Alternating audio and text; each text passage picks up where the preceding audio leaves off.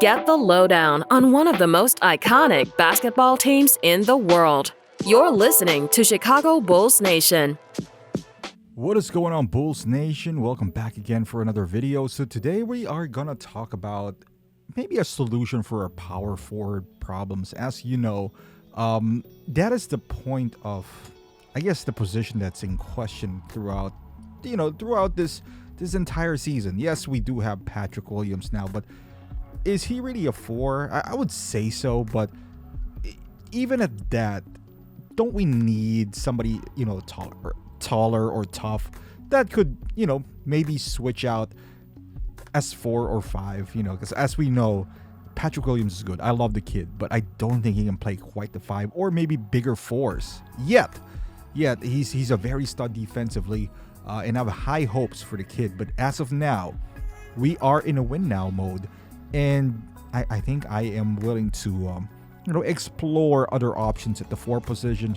As we know, Patrick Williams can play the 3 as well. It's a luxury to have that kind of kid who can switch out positions here and there. So if we play him at 3 and maybe play, I don't know, DeRozan at 2, Zach at 1 maybe every once in a while, or maybe just put Patrick Williams on the bench.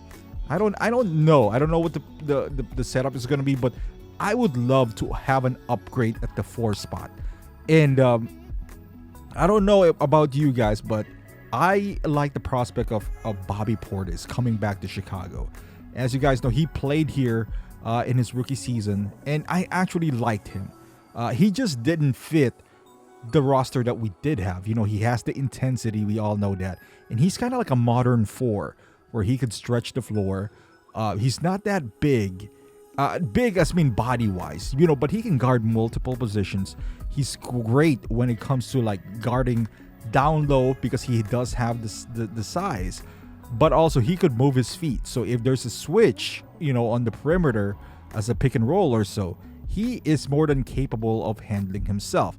Now he does have a contract still with Milwaukee, but I can almost guarantee he's going to opt out. He's getting paid peanuts to stay in Milwaukee. And the fact that they didn't win this championship, he might just look for a payday now. Now, right out of the moment, I think he's getting paid $4 million in Milwaukee. Now, he got his ring, right? He got his ring. So I'm assuming now he's going after the bag, where I think his biggest payday yet was in New York, when New York was just handing out money at $12 million a year. Now from 4, if you can get him at, let's say, 10 a year, I think that's going to be a bargain. And the Bulls can afford that even if Zach resigns. They do have that MLE that they can spend on Bobby Portis. I think we need help on the front court, right? Like our back court, if Lonzo is healthy, I think we can pretty much survive that. But at the 4 spot, and Bobby can play the 5 spot as well. And I wouldn't even call that playing small, even if he plays in the 5 spot. Would there be, is there any other options for big? Of course, I like Mitchell Robinson, guys like that. But I think Mitchell Robinson is a starting center, and he would command like starting salary.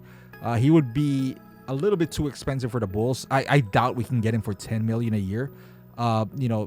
Especially now that, let's say, guys like Dallas, it is exposed that teams still need a shot blocking, like a rim protector.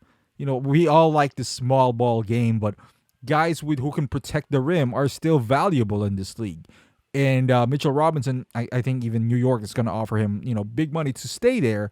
By big, I mean like $15 million or so. So I think Bobby Portis could be had. I think he has a good relationship with Zach as well. I don't know if the divorce between him and the Bulls are that bad, or he just want to show up the Bulls. That's what players with pride does. Like whenever they trade you, you always want to show them up. But I like Bobby's intensity overall.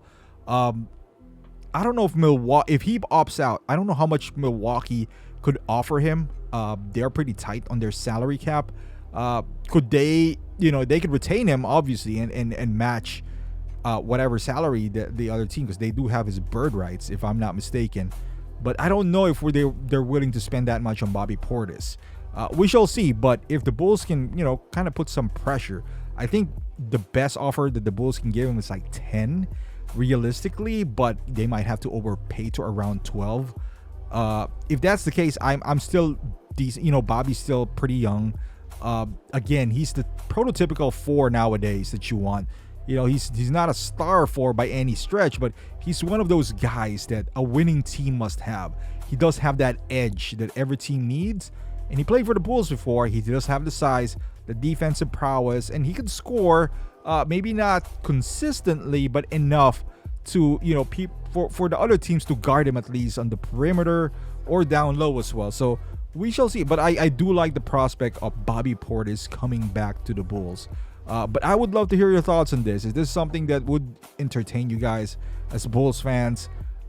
Welcoming back Bobby, or if not, what other 4? Or is 4 is still even a glaring need for the Bulls?